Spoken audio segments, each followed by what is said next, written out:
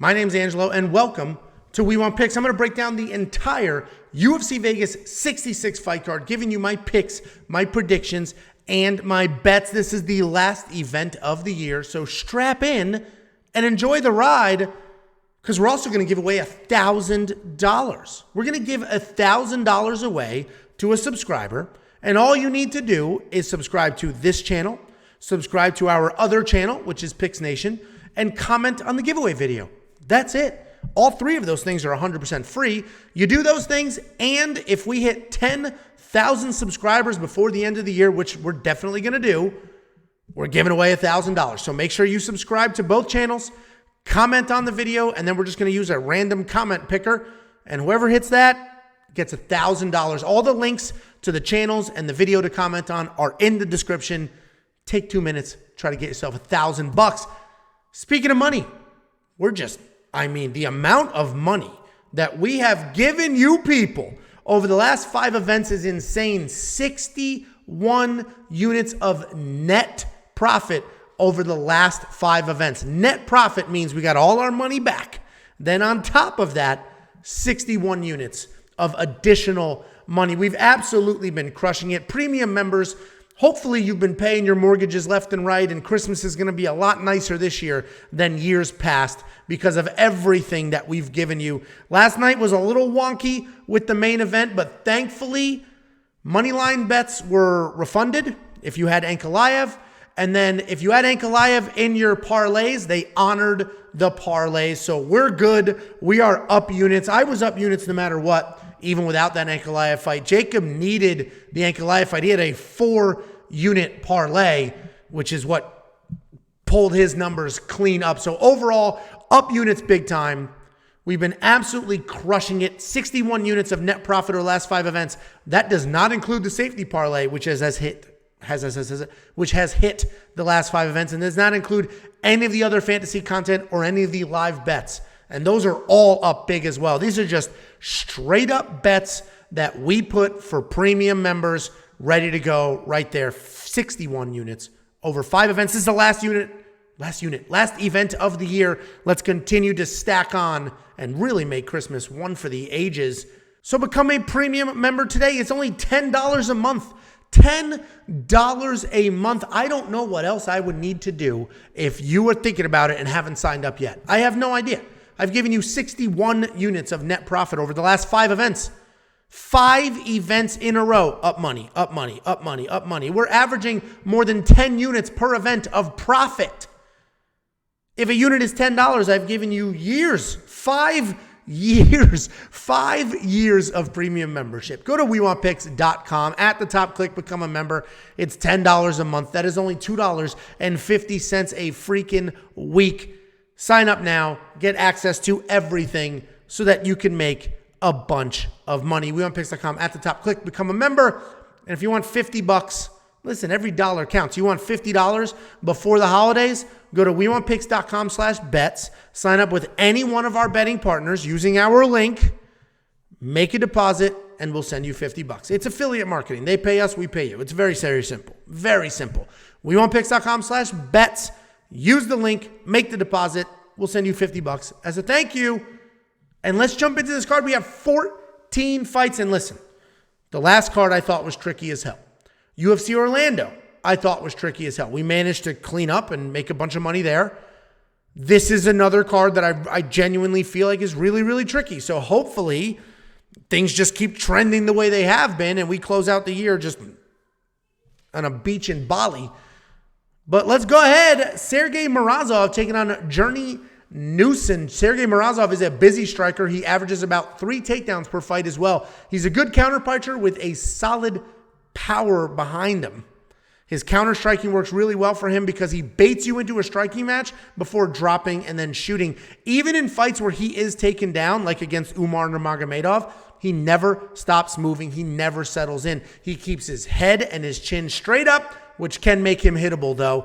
And that was never more obvious than in his last fight. His striking with Julian was not great, and he should have been wrestling, but he was striking instead. And then there's no official knockdown scored, but he was definitely rocked more than once. Journey Newson is a come-forward striker with incredible power, but in a tale as old as time, he is a grappler. He just doesn't use it in his fights. He discovered power in his hands, fell in love with it, and now he chases knockouts. When he does wrestle, he's got decent takedowns, and even if his entries aren't great, he sticks with them and is constantly pressuring forward until he gets it. When it hits the ground, he has slick transitions, but he can struggle with control. He's coming off the decision win over Fernie Garcia, where he did go back to his wrestling roots, and this is a tricky fight to break down because I think Sergey is going to win this fight 7 out of 10 times. But Journey Newson looked incredible in his last fight, and that version of Journey, the one in his last fight, I think he can beat Sergey. His striking looked great. His takedowns were solid. And if he's that well-rounded in this fight, I think he can get it done. I'm just going to give the slightest lean towards Sergey here because I think he's got the better takedown defense.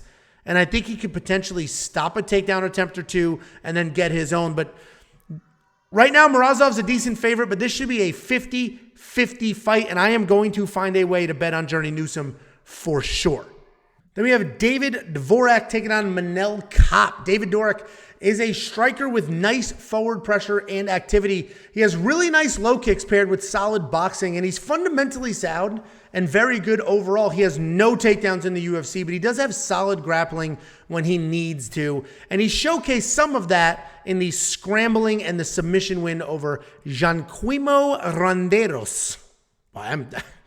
What a journey I've been on with these names, and I've absolutely been crushing them lately. So congratulations to me. But anyway, David Dvorak is coming off that loss to Mateusz Nicolau, which looks pretty good now, but it was a pretty low volume fight where he was knocked down and did give up the decision. Manel Kape is a fast, explosive striker who has no issues chasing a knockout. He's a southpaw with good pressure, and he bounces in and out of range really well. He's a decent wrestler when he needs to be, and he closes distance well when he wants to. He's very fun to watch, but at times he's having too much fun, and he makes fight IQ mistakes. He's coming back after about a year away and 2 knockout wins in a row.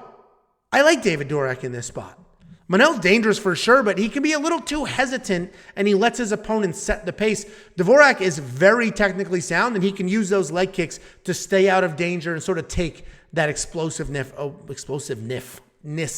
away from Manel Kape. Listen, guys, I stayed up very late watching the fights. I drank.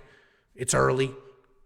My tongue's going to get a little tied in these breakdowns. I like Dvorak to chop down the tree and take the decision. This is a striker versus striker, but I do think it's going to be a pretty boring fight, almost like Dvorak versus Mateusz in that last one, minus the knockdowns. The bet here, though, because Dvorak is a good-sized underdog, is going to be plus 3.5 because I think he can win this fight. At the very least, he can lose at 29-28. So if you don't know what the plus 3.5 is, it's a Bet Online exclusive. And you basically buy 3.5 points on the judges' scorecards. And the way that math works out is if David Dvorak wins one single round, he can lose the fight, but if he wins one round and it goes to a decision, you get paid. So we don't have odds for that. Those props all drop on Tuesdays, but that is what I will be looking for in this fight. So Dvorak is the pick. I'm not going to go straight money line. I'll hedge it a little bit with the plus 3.5 because maybe he does lose a decision, but as long as he takes a round, I'll be good there. And if you want to follow that bet or keep your eye on it, 2 things. 1, go to WeWantPicks.com, become a premium member as soon as that bet drops. And as soon as I place it, you will get an alert to your phone after you've linked Discord saying, hey, Angelo placed this bet. So keep an eye on that. And 2, if you want to sign up for Bet Online and don't have an account now, go to WeWantPicks.com/bets. Click on Bet Online using our link, sign up, make a deposit. I'll send you $50 as a thank you. They by far have the best prop bets for MMA. Then we have Bryan Battle taking on Rinat Fakhretdinov. I just bragged about how well I did with these names, and I did not do that one well. Bryan Battle is coming off an incredibly fast head kick knockout win over Takashi Sato. He's a good striker with solid volume and nice head kicks. He's shown us that he has a solid ground game, and he is never out of a fight. He averages more than 1 takedown per fight, but has a miserable 22% takedown accuracy. The tricky part about breaking down Bryan is that he's improving at such an incredible pace that every single fight he's in, he physically looks better, his skills are better, he's more polished. Like, he is improving at an incredible rate. Rinat Fakhretdinov is a wrestler with heavy hands and a willingness to strike. He's constantly pressuring forward, throwing big 1-2s, and then bending over and grabbing legs to work a takedown. His takedowns are interesting because I mentioned he's just bending over, right? He's not shooting full doubles. He doesn't even hit his knees half the time. He just bends over, grabs the leg, and then runs it from there. When he does get on top, he pounds away, and he is looking for a TKO more so than a submission. And this is a really tough card. And this fight specifically is pretty tough to break down because it's a short notice fight. And that weighs on me. Bryan is always in incredible shape, but Rinat isn't a normal fighter. He is already incredibly tough, and he's a big step up compared to Bryan's previous opponent. So Bryan is A, stepping up on short notice, and B, fighting the toughest guy he's ever had to fight. Those two things combined is why I'm going to go with Rinat here, and I think his wrestling is going to be the difference. There's another fight where we have an incredibly live underdog in Bryan battle, and I'm going to see what I can do in that spot, whether it's a +3.5 or a win inside the distance decision, no action. But I like Rinat here. The short notice isn't going to do Bryan battle any favors, even though he's always in shape. Then we got Rafa Garcia. It's actually Rafa with an R because he's not Brazilian. Rafa Garcia taking on Maheshate. Maheshate is only 23 years old, and he has 10 fights, which is not a ton, but he does have a ton of composure. Style-wise, he's a fun, creative striker who can hang in a firefight or dance on the outside in a technical kickboxing match. He mixes in traditional martial arts techniques like side kicks with flashy ones like just spinning or step-in elbows. If you let him dictate the pace, you could have a very long night, but if you stay in his face, you can have success getting to his chin. He's coming off that knockout win in his UFC debut over Steve Garcia. And Rafa Garcia is a good grappler with heavy hands and just okay cardio. He's an absolute dog when he fights. And even when he is completely gassed, he's still pushing and still chasing a KO. He is very dangerous. And while he's a grappler at his core, with 7 submission wins, he has legit power in his hands, and many of those submissions were set up from strikes. I like Rafa here. I think Maheshate is definitely dangerous, but he also gets taken down easily, and Rafa Garcia has 18 takedowns in his last 4 fights. I think Rafa's chin and offensive grappling is going to get this done, and I like him at almost even money here. Maheshate actually opened up as the favorite, and this line is flipped. And it's actually wild because Maheshate was a +1,000 underdog on the Contender Series. And that was against a much lesser opponent than Rafa. Obviously, he won that fight, and then he won his next fight. But this dude went from +1,000 to even money in 2 fights, and he didn't look that amazing in either one. So anyway, Rafa Garcia is the pick. I do have a money line bet on him. If you're a premium member, you saw that, and hopefully you're getting it ahead of the line movement. If you're not a premium member, become one. It's only $10 a month. We've given you 61 units of net profit over the last 5 events. We can't miss. So just go to WeWantPicks.com. At the top, click Become a Member. It's freaking $10. It's $10. The line movement alone is going to cover that $10. Then we have Nurmagomedov taking on Saidyokub Kakhramonov. And I'm crushing the names on this event. Look at how many letters. Look at how many letters. I literally had to change the font to get it to fit. Anyway, Nurmagomedov is not related to the rest of the Nurmagomedovs.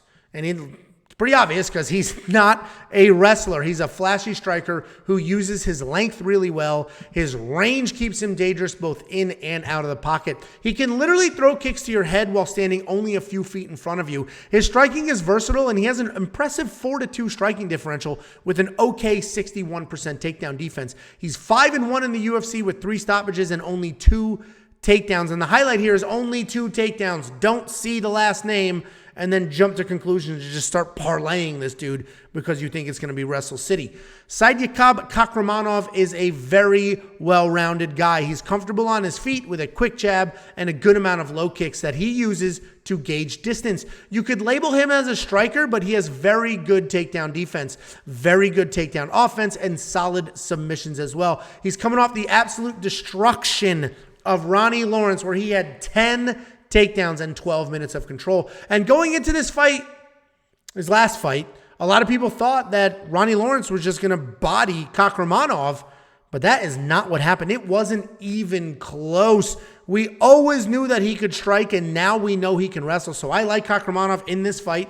I hope that he has that same energy here, that same wrestling pace here that he did against Ronnie, because if he does, this should be his fight, and it should look, I mean, it should be some big brother bullying going on there. So Kakhramonov is the pick, and I'm just hoping he comes out here with that same game plan as his last fight. Then we have Julian Marquez taking on the always undersized, but always tough Deron Winn. Julian Marquez is a pretty well-rounded guy. He normally has a solid chin and pretty good cardio. He's incredibly tough, and all 9 wins are by finish. Julian's boxing is pretty good, and he uses it well to back you up until you're worn down. His last 3 UFC wins are by submission, but he's more of an opportunistic grappler, meaning he never really initiates the grappling exchanges, and you'd see that by his 0 takedowns in the UFC. But if one is presented to him, he's going to take it. And just watch how he put out Sam Alvey cold. It was slick and brutal at the same time. He also has a nice come-from-behind submission over Maki Pitolo a couple of fights ago. He's coming off that KO loss to Gregory Rodriguez, which is the first time that we've seen his chin sort of give out on him. Deron Winn is also a pretty tough guy. He's got solid aggression on his feet, and he continues to come forward with a wrestling offense.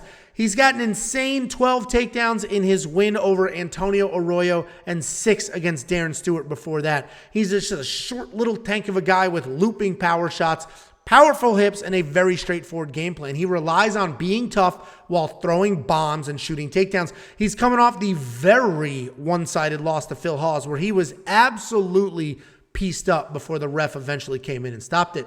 I feel like I'm repeating myself a lot on this card, right? There's a handful of fights where the underdog is incredibly live, and that always worries me. I'm going to go ahead and pick Julian Marquez here because he's absolutely the more well-rounded fighter, but Deron has a very clear path to victory.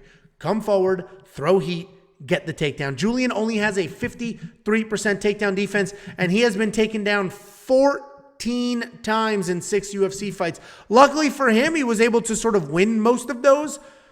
But if he can't find the stoppage, those are decision losses. So Marquez is the pick, but the bet is going to be Deron Winn more takedowns landed when BetOnline drops that. We just cashed that on Jared Gordon versus Paddy Pimblett, right? I was like, Paddy probably wins this fight. I don't trust him enough to put money on him, but I'm going to bet on Jared Gordon to get more takedowns.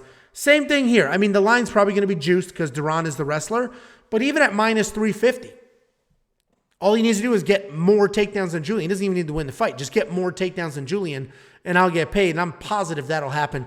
Those are dropped. It's a BetOnline exclusive, and it's anywhere from Tuesday to Friday. Like, it's random when they drop those prop bets. So make sure you're a premium member, and then link your Discord, which is free, and you'll get alerts to your phone. You will literally like, boom, and then you'll see, oh, Angelo placed this bet. Let me do it. Anybody who had Discord connected on Friday morning, you saw that I dropped, actually Friday midday or afternoon, I dropped that Jared Gordon bet. So anybody that tailed got a plus 160 payout there. So make sure you're a premium member. It's only $10 a month. At this point, I don't even need to convince you that that's an insignificant amount of money for what you're getting.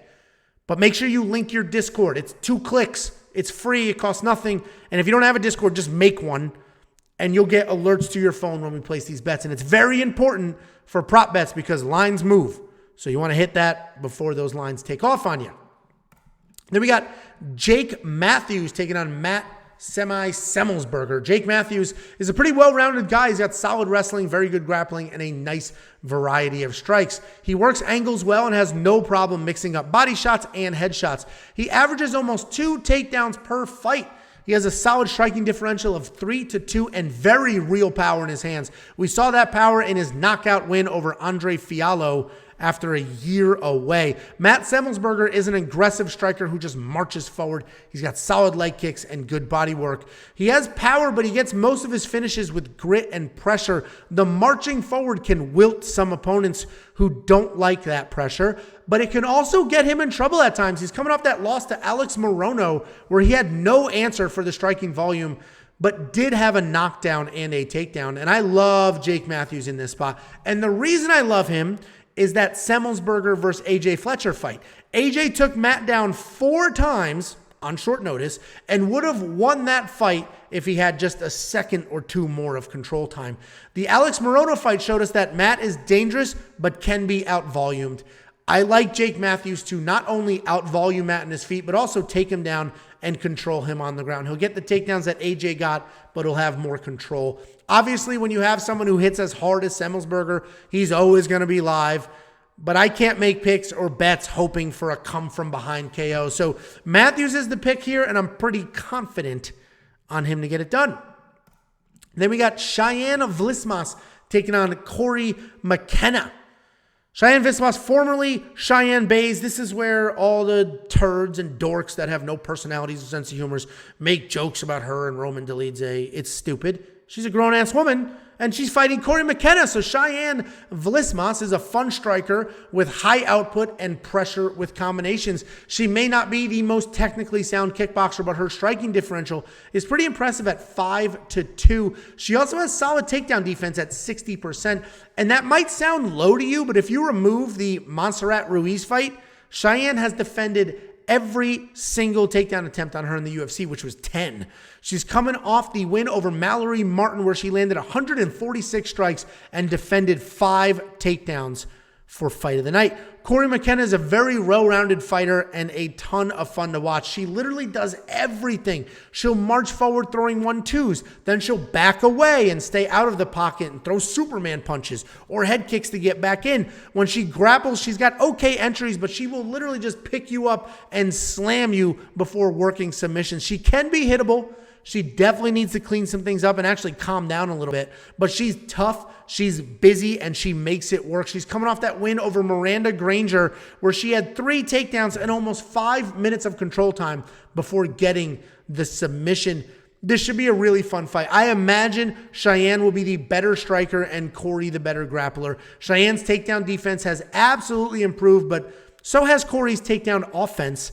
And I think this entire fight's going to come down to volume and takedowns. If Cheyanne can land at the same pace she did in her last fight, I see her winning, even if Cory gets the takedowns. But if she's too afraid to commit to the strikes because she's going to end up defending takedowns, then I see her giving up minutes and ultimately rounds for the decision. I'm going to go slight lean for Cory. I think she sets a relentless grappling pace and takes this decision. The only bet here, though, is going to be the over on the round line. It's not dropped yet, but it'll be a 2.5. This is going to go to a decision.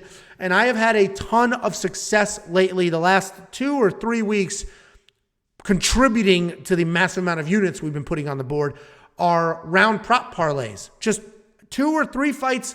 I'm usually doing over 1.5s, but if I see a 2.5 where I'm positive it's going to go to decision, like 2 weeks ago with the Angela Hill fight and stuff like that, we're just parlay those together, and they've been absolutely cashing. So Cory McKenna is going to be the pick here, but the bet is going to be an over round parlay once those odds drop and they drop those lines. It's going to be a 2.5, so just plan on that.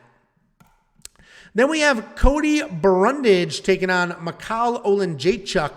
Cody Brundage was a solid college wrestler, and he's transitioned to MMA. He's got decent chain wrestling, and he throws big, heavy punches to set up his takedowns. He uses his wrestling well and always pushes forward. He's coming off a couple solid wins in a row. The first was the submission over Dalcha Lungambula, where he was rocked a few times and almost KO'd, but he got it done. And then more recently, he showcased his power over Treson Gore with that knockout. He was scheduled to fight Rodolfo Vieira a few cards ago, but that was scrapped, and now he's stepping up on short notice to get that Christmas cash. And Michal Olenjachuk is a very good striker. He's got fast hands, a ton of pressure. He has power, but not really a ton. His speed is absolutely his biggest asset. He is just lightning fast and pretty much faster than everybody he fights. He is dangerous on his feet, but he does have grappling holes. He's coming off that KO win over Sam Alvey, though, where he got away from his Noyle sort of normal touch and go style, and we got to see just bombs and overhands and very real power. If Cody had a full camp, he'd be my pick. We have seen his power in his last fight, and we know he can wrestle. Michal has just shoddy takedown defense, and as long as Cody avoids the power, he could have some success. I'm always weary of short notice fights at the end of the year, though, because lots of these fighters are willing to step up to get that holiday money, get that fight in before the year is done, and they might not be fully ready to go. And I'm not saying that's the case here because we don't know, but it could be. And I was getting a little nervous with short notice towards the end of the year for that exact reason. I think Michal is going to be able to weather an early storm, potentially take a decision, or even maybe a late finish. Michal's going to be the pick. I'm going to find a way to bet on Cody, probably plus 3.5, or definitely the more takedowns. So we talked about this a lot. And listen, I'm repeating myself, but frankly, if I make money on that type of prop bet, I'm going to continue placing that type of prop bet. And what I'm talking about is Bet Online is the only sportsbook that does this. They have a more takedowns. So it'll be Cody, Michal, more takedowns. And you just pick Cody or Michal, and they'll have a line there. If there are no takedowns or it's a tie, it's a push. You get your money back. And in this fight, there is no way that Michal's going to get more takedowns than Cody Brundage. Cody may not get any, so that's a refund. But he's not going to get fewer than Michal. So as soon as that prop bet drops, I'm going to hit it. The only issue is they don't let you parlay them. And sometimes you get a juice line. Like it might be minus 600, which I won't do. But if it's minus 350, even minus 400, I'll definitely do that. I wish they let you parlay them, but it is what it is. So make sure you're a premium member so that you get that alert to your phone. I'm not going to tell you why you should be a premium member. You should know at this point. But the alert is so important. You don't want to wait till the end of the day. Oh, let me log in and see what they put on the board. No, get it pushed to your phone. So if you're taking a quick shit, you can just look, oh shit, oh, let me place this bet real quick before the line moves. It's that simple. That was me looking at my phone. You can't tell, but I was looking at my phone. Anyway, become a premium member at WeWantPicks.com. It's only $10 a month. But once you do, the very first thing you should do is click on account and then link your Discord so you can get those alerts. Michal's the pick. The bet's going to be Cody when those props drop. Then we have, this was one of the hardest fights to break down. I've asked 10 people coming into this. Hey, who do you think wins? Drew Dober versus Bobby Green. I've gotten 10 different answers. Well, there's only 2 outcomes, but you get what I'm saying. Everybody is split. This is a really tough fight. So we got Drew Dober taking on Bobby Green. Drew Dober, at this point, I mean, this guy's an animal. Look at that freaking chin. He's a take one to give one striker, and he has the best pound for pound chin in MMA. He's got nice power and a willingness to brawl. He is technically sound, but that doesn't stop him from getting wild. He's very durable, and unless you're Islam, any fight with Drew Dober is a tough outing. And I wouldn't say he has holes on the ground, but historically speaking, the way that you beat Drew Dober is you take him down. Bobby Green is a busy striker with a showboat, hands at his waist, Roy Jones Jr. kind of style. He's got great volume, incredible defense, and slick wrestling as a backup plan. We don't see the wrestling that often anymore. He seems to be hitting his prime right now with 2 really nice back-to-back wins, and then that loss to Islam. That loss to Islam is a non-factor here. He took that on 1 week's notice. He was taken down within seconds. He knew he wasn't going to, he didn't give a shit. He wanted to make his money and be done with it. So I'm literally not even factoring that loss into the equation here when we're talking about Bobby Green and breaking him down. You've seen the rumors, though. Bobby Green was cut from the UFC. That wasn't true. He was not cut from the UFC. There was that bot that has that Twitter UFC roster watch. There was just probably some adjustments in the UFC roster because Bobby Green was suspended for a banned substance. He got a 6-month suspension. So then a tweet went out saying he was cut. He wasn't cut. He still has his job. It was just a 6-month suspension. He admitted to taking that substance, and his whole thing was, hey, I didn't even know this was banned. And honestly, it seems fair with what the substance was, and the penalty was only 6 months instead of 2 years. Another tricky fight.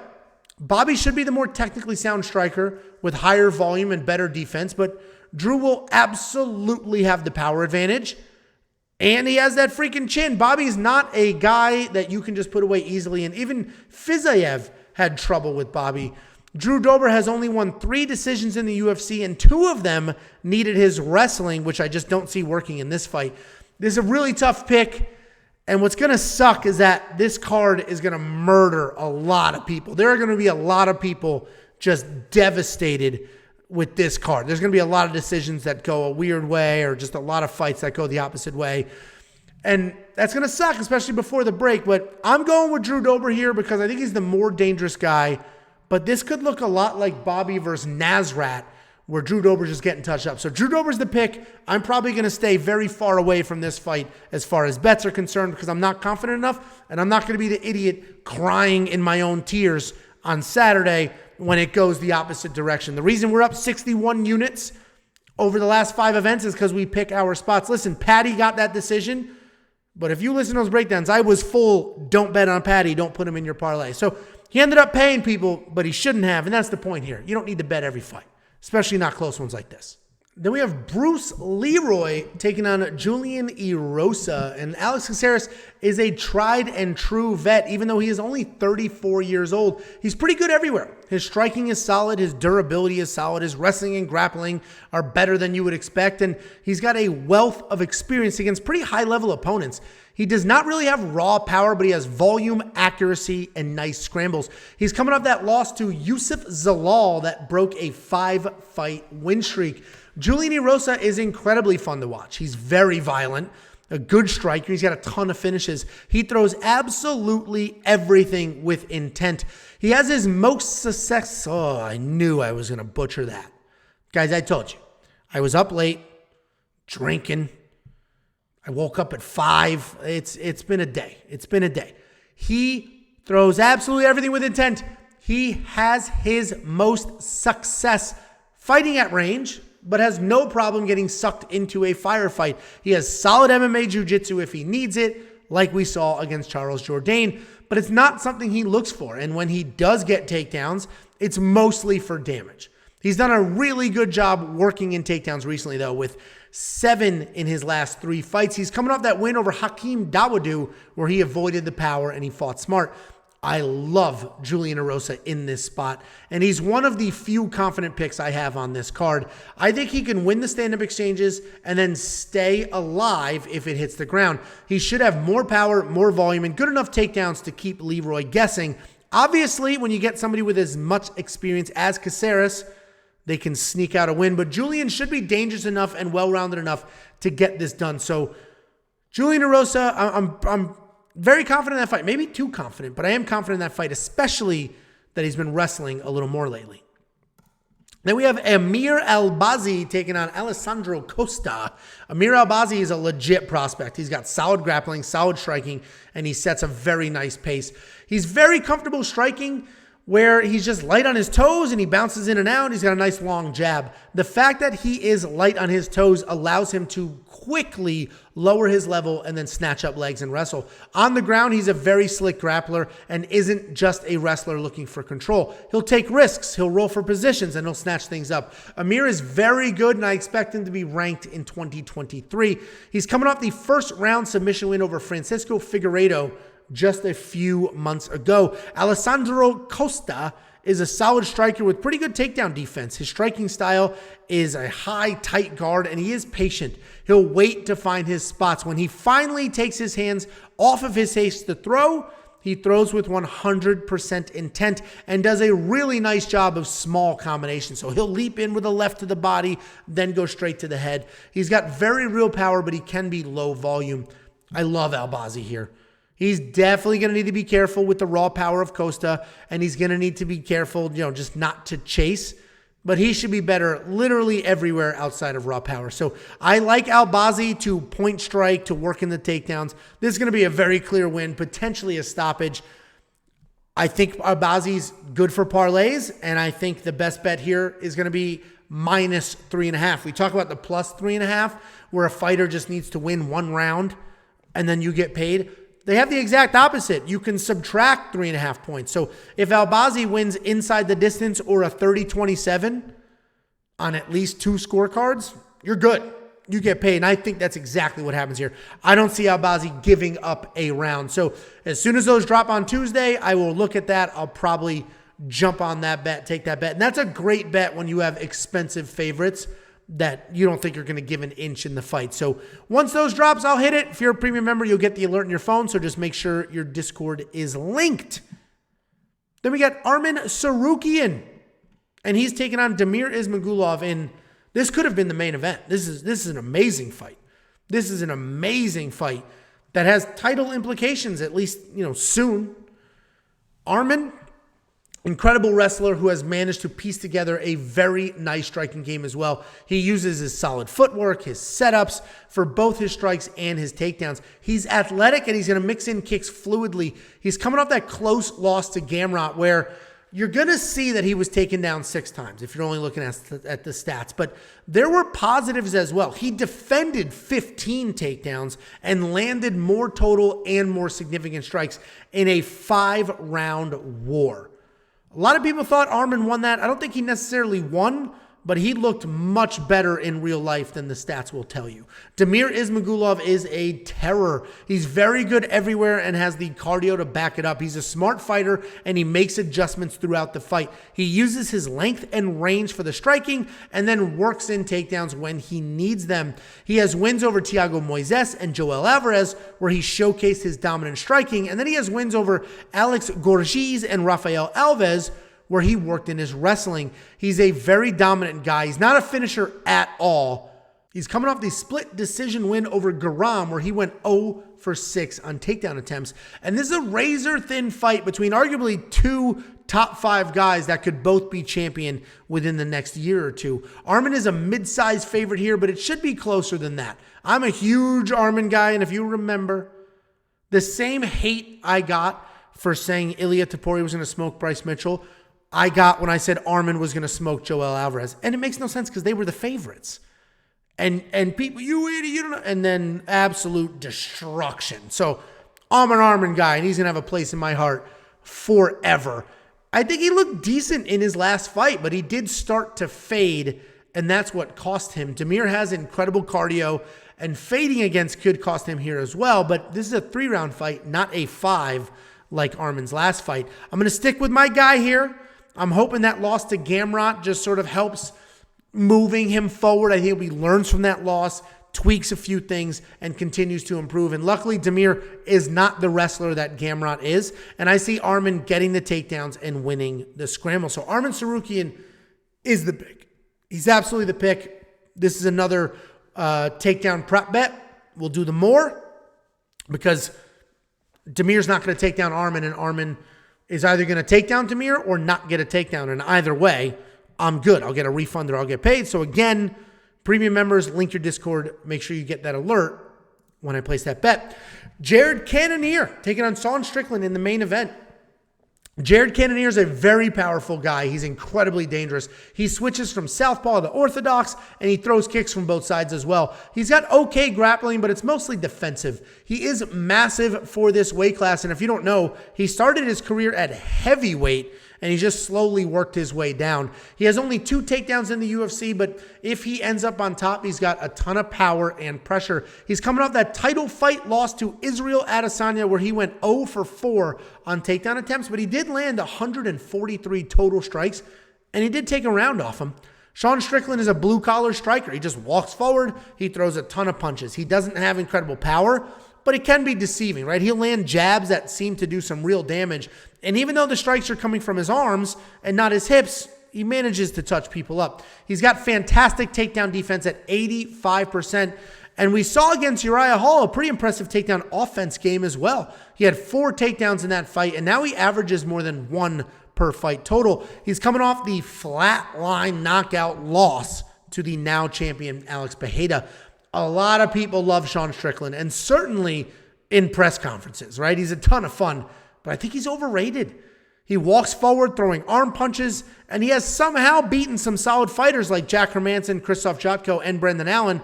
But I think Pereira showed us all that with some counter striking and some power, you can put this guy out. And obviously I'm simplifying that because Pereira's the best striker in the division. He's literally proved that with his fists.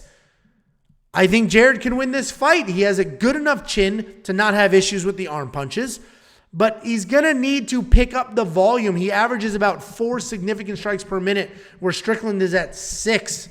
Cannonier's going to be the pick, but I'm going to need the volume out of him. I think it's going to be very, very one-sided if he lets his hands go. If he doesn't, it's going to be a close fight, and he's going to get jabbed to death. But I'm going Jared Cannonier here. He's the more dangerous fighter. I think he's the stronger fighter. I think he's the faster fighter. And, hopefully he pours on a pace. But Sean Strickland has proven that he can jab his way to these decision wins. Guys, don't forget, we are giving away $1,000. I'm giving you $1,000, and you don't need no premium member pitch, none of that crap. All you need to do is subscribe to this channel that you're watching this video on, and then subscribe to our other channel, Picks Nation. just click the subscribe button 2 times and then comment on the giveaway video. We're going to do a random comment selector, and if yours is picked, you get $1,000. The only caveat to all of this is we need 10,000 subscribers before the end of the year. I'm very confident we'll get there, but if you're not, share this with your friends and family and say, hey guys, do me a favor, subscribe.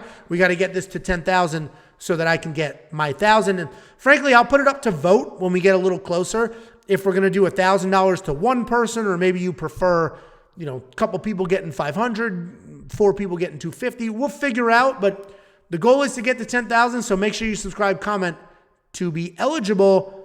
And don't forget, guys, every Sunday, thanks for the video. Too many promos. Dude, eat my bung. Who cares? You're watching a free video getting picks from a channel that has delivered 61 units of net profit over 5 events. You're going to complain about a promo? Kick rocks. Absolutely kick rocks. Go watch those Canadians. They don't do promos. They also don't give you 61 units. WeWantPicks.com. Click Become a Member. It's $10 a month. That's $2.50 a week. $2.50 a week. If a unit is $10 for you and you've been hanging out for the last 5 events, I just gave you 5 years, 61 units, 5 years of membership. If a unit's $10 freaking dollars, WeWantPicks.com. Become a member. And if you need $50 to get your life going, to get the holidays going, to kick it in the gear, go to WeWantPicks.com/bets. Sign up with any one of our betting partners, make a deposit, and we'll send you $50 as a thank you. It's affiliate marketing. You use our link, you make a deposit, they'll pay us, and then we pay you. We share it together. And frankly, that is the tone of this channel. This community that we're building is sharing. We're sharing. We're all doing this together. We're all winning together. We're all making money together. I'm going to make money here, and I'm going to give you some money. You'll make some as well. WeWantPicks.com/bets. Like, subscribe, do all the things. I don't know what day you're watching this, but our live stream this week is going to be on Monday instead of Tuesday. So make sure you clear your schedules and watch us instead of the other guys.